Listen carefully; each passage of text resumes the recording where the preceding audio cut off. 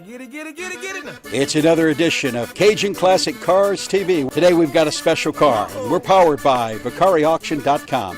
Sell your dream car or buy your dream car with the next auction. Details at VicariAuction.com.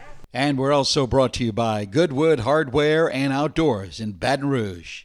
I've got Jerry with me. Jerry, what car are we going to be talking about this time? It's a 1968 Mustang GT. This cool Mustang resides in Zwolle, Louisiana. That's in Sabine Parish.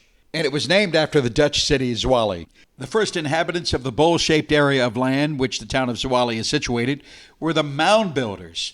Lured here for the protection of storms, the bowl offered them protection. These prehistoric people built the dome-shaped mounds that line the banks of bayous in the area. Zwolle is also known for the Zwolle Tamale Fiesta. Founded in 1975, celebrates the Native American and Spanish heritage of the area and the cultural influence rooted in the town's origins. Only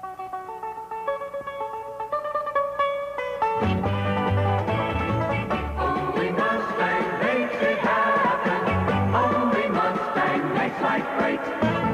Mustang moves you, Mustang grooves you, Mustang 68. Only Mustang makes it happen.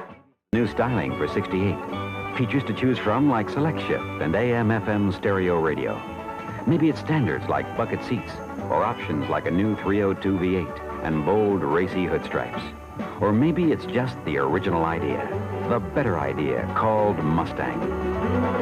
Before we start talking about your car, your Mustang GT, tell us about your love of cars, your history of it. What kind of got you into it, man? Okay, well, I grew up in it. My dad and my uncle had a shop in the little town we lived in, and so, you know, that in summers, out of school, I'd be sweeping floors and cleaning parts, you know, that kind of thing. So I just grew up in it, you know. So, and a few people had a few hot cars around, you know, and I always enjoyed that kind of stuff. Hot as in cool, not hot as in stolen, right? Yeah, right.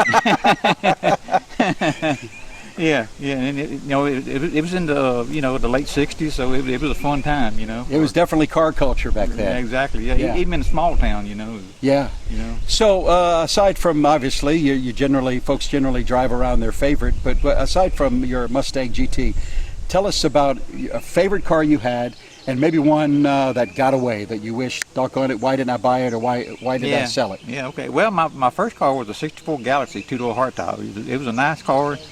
And but my first new car was a '75 Trans Am. I wanted a new car, and I was a single guy and had a little money in my pocket, so I went and bought one right off the showroom floor. And I wish I still had that car. Yeah.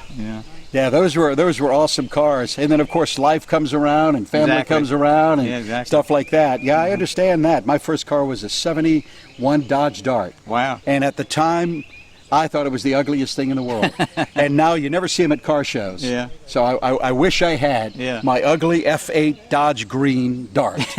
Well, the one I really got away from it was I had a '68 Shelby GT500. And like you say, life happened, got married, had young kids, needed the money. Yeah. You know, and that just at the time that those cars really started to take off as price is concerned, you know. Which is nothing compared to today, but it was a nice car also, and I certainly wish I had it back. Well, I'm trying to imagine how many times you told your wife, honey, I promise I could fit a car seat in here somehow. Yeah, right. Yeah, we'll do anything. There's a guy near where I'm at, he has a McLaren.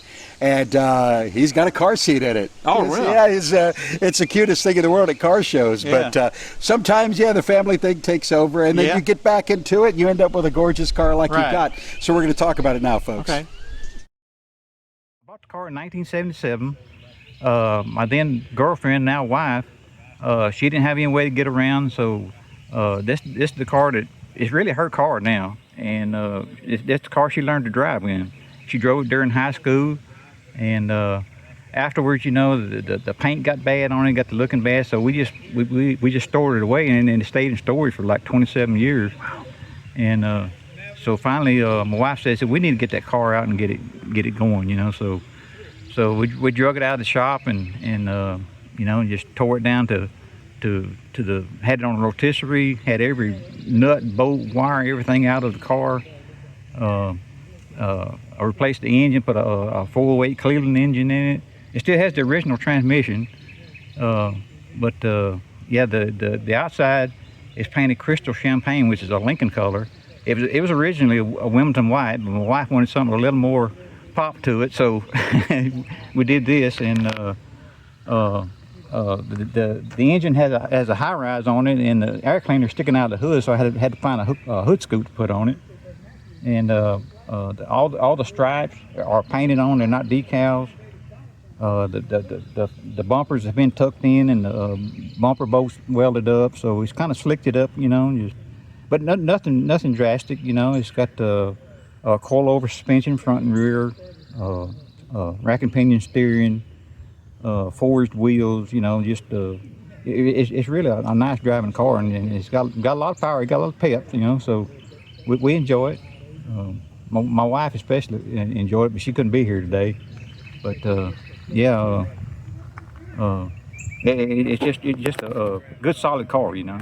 We were undecided about the wheels, and one day I was watching a program on TV, one of those car programs, and there was, I think it was a Hurst O's on there, and it had these wheels on it, and I said, man, that'd be a perfect wheel for this car. So I blew up the picture and got the brand. It was Weld Racing wheels. So I got on their website and looked up what they were and everything, and they were custom made wheels. You had to send them all the specifications for his backspace and all that kind of stuff, and they made me a set of wheels, and there they are, you know. So Jerry, it might not come out very well on camera, but underneath the black, the dark on the hood area, there's just a slight hint of flames. Tell me about that. Yeah, we wanted some ghost flames. We didn't want something that really stood out, you know. We wanted something kind of subtle, you know. And we just thought that would be just a kind of nice touch, you know. It's I guess you say the car is resto modest somewhat, but it's nothing drastic, you know. Everything can be put back original if you so chose to, you know. But yeah, it was just an added thing that my wife really wanted it, you know. So I think it adds to the car. All right. Like I say, it's a board and stroke Cleveland. It's got the AFD heads and intake, which is an Australian company, and it's got the March pulley system on it with the air and power steering and all that kind of thing, you know. And I put the bracing on it.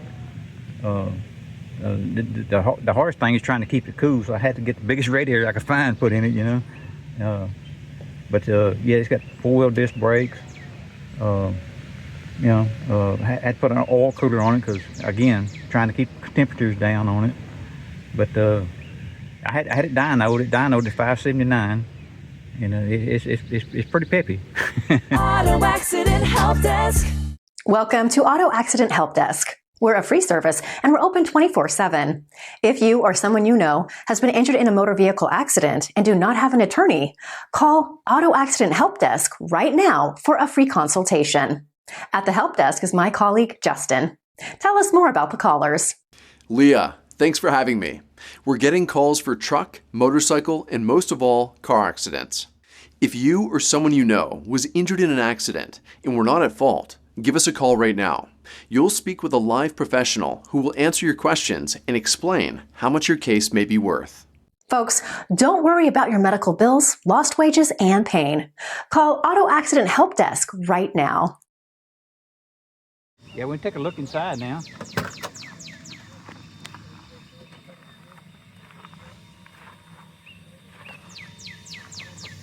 Well, the interior is pretty much stock. It's got aftermarket gauges in it and had the pod on the A-pillar, you know, and it's got an aftermarket radio in it. But other than that, the interior is pretty much all stock, you know. This car also has an overhead console, which not too many of them had, but this car actually came with it. But yeah, you know, like I say, it's door panels are all stock, you know, and just everything refurbished, you know. So the upholstery's in great shape for being original. Yeah, well, I mean, it's original style. The seat's been recovered, you know. It's just the original style seat covers, you know. front and rear. And of course, you know, the dasher is a new pad on it and been repainted and so forth, you know, and new door panels, you know. But they're all stock style, you know, just what would have been on the car originally. I like the transmission is original to the car. It originally came with 302 4-barrel, and this is the factory 4-speed. And I just took it apart and put new seals and bearings in it, and it's been great. You know, these old top loader transmissions, they're pretty much bomb proof. So you really got to try to pair one of these things up. Harry, I like the fact that your rear seat lights work. Is always a problem in when a car gets about this age and trying to keep those going. I know in my 65 Thunderbird, they want to hang out or the bulbs constantly want to burst, but it's pretty cool seeing it's still running. Yeah. Well, you know, like I say, the whole interior is out of it, so everything's been refurbished and new bulbs and so forth. You know, so yeah, I tried to get everything working like it's supposed to. You know. All right, let's start her up then.